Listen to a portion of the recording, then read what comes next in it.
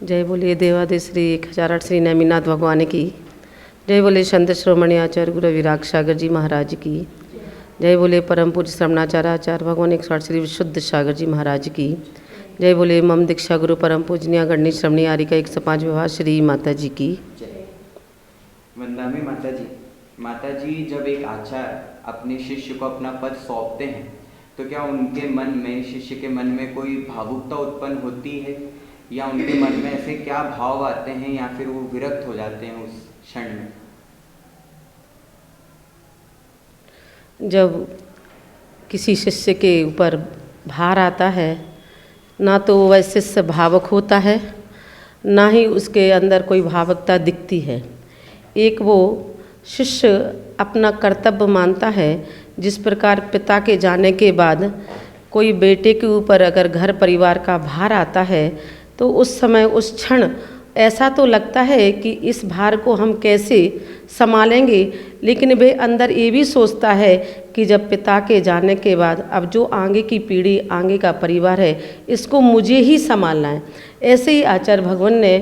ऐसे श्रेष्ठ आचार्य भगवान विशुद्ध सागर जी महाराज को चुना, क्योंकि पुत्र तो बहुत होते हैं लेकिन योग्य पुत्र होना भी और योग्यता जिसके अंदर होना, ये भी बहुत बड़ी बात हुआ करती है। आचार्य भगवान विराग सागर जी महाराज ने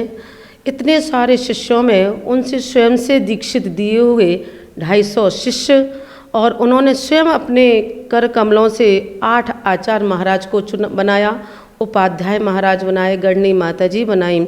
और साधु भी बने। और उनके संग में भी कई शिष्य एजुकेटेड थे, पढ़े लिखे थे, कई पदवियों से आए हुए थे, कई नौकरियां जॉब छोड़ के अपनी आए थे। लेकिन आचार्य भगवान विशुद्ध सागर जी महाराज जी, चूँकि देखा जाए तो आचार्य भगवान विशुद्ध सागर जी महाराज के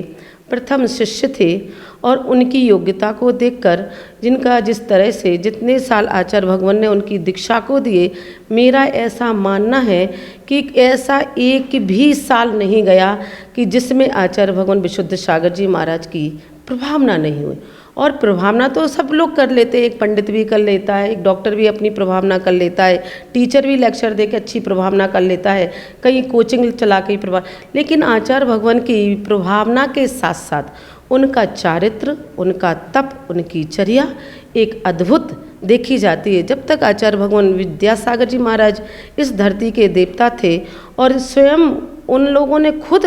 उनके संग वालों ने आचार्य भगवान विशुद्ध सागर जी महाराज के चर्या के बारे में कहा। और वास्तव में देखा जाए आचार्य भगवान विद्यासागर जी महाराज जी के जाने के बाद अगर इस धरती के कोई धरती के देवता हैं तो वे आचार्य भगवान विशुद्ध सागर जी महाराज हैं। और ऐसे विशुद्ध सागर जी महाराज के लिए आचार्य भगवान ने अपनी इतनी 40-50 साल की जो साधना आचार्य भगवान विराग सागर जी महाराज ने की,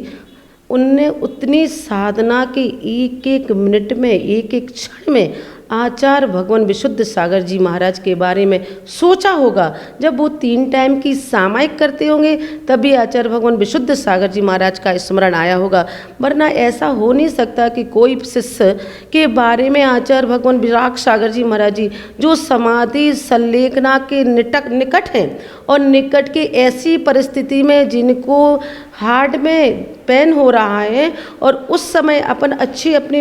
बीमारियों में होते हुए भी उन्हें अपने ज्येष्ठ श्रेष्ठ आचार्य भगवान विशुद्ध सागर जी महाराज का नाम आया, तो कहीं ना कहीं गुरु भक्ति उनके जीवन में विशुद्ध सागर जी महाराज की रही। और मेरा तो ऐसा मानना है कि आचार्य भगवान विशुद्ध सागर जी महाराज आचार्य विराग सागर जी महाराज के लिए चंद्रगुप्त के समान उनके शिष्य थे। और जो चंद्रगुप्त जैसे समान शिष्य हुआ करते हैं तो इतनी जी तो बाहर की प्रभावना थी और बाहर का ही शिष्य परिपालन है। उनके लिए ऐसे गुरु के लिए भी इतना गौरव होना चाहिए, इतना विश्वास होना चाहिए अपने शिष्य के प्रति कि हमारे जाने के बाद हमारी परंपराओं को कोई हमारा शिष्य निर्वाह करने वाला है। वरना इस पंचम काल में तो साधुओं की साधना करवाने वाले कोई बहुत बिरले ही लोग मिला करते हैं। जैसे घर में 4 भाई हुआ करते हैं और अलग हो जाने के बाद तो उनको अपना अपना परिवार दिखता है, लेकिन आचार्य भगवान विशुद्ध सागर जी महाराज का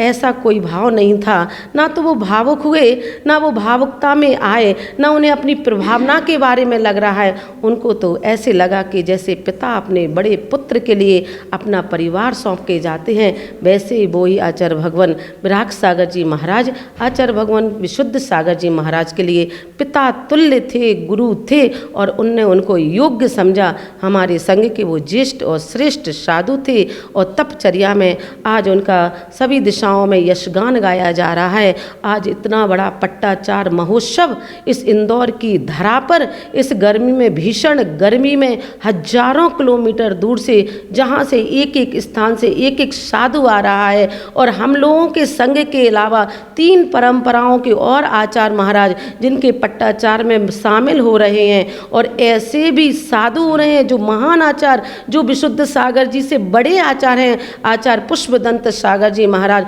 आचार्य सुंदर सागर जी महाराज। कहीं ना कहीं आचार्य भगवान विशुद्ध सागर जी महाराज की चर्या का प्रभाव है, जो अन्य साधु और संघों के साधु भी इस पट्टाचार महोत्सव में शामिल हो रहे हैं। और इस पट्टाचार महोत्सव भूतो ना भविष्यति, ना होगा कभी, ना ऐसा हुआ है। जय बोले परम पूजनीय गणनी समनियारिका श्री माता जी की।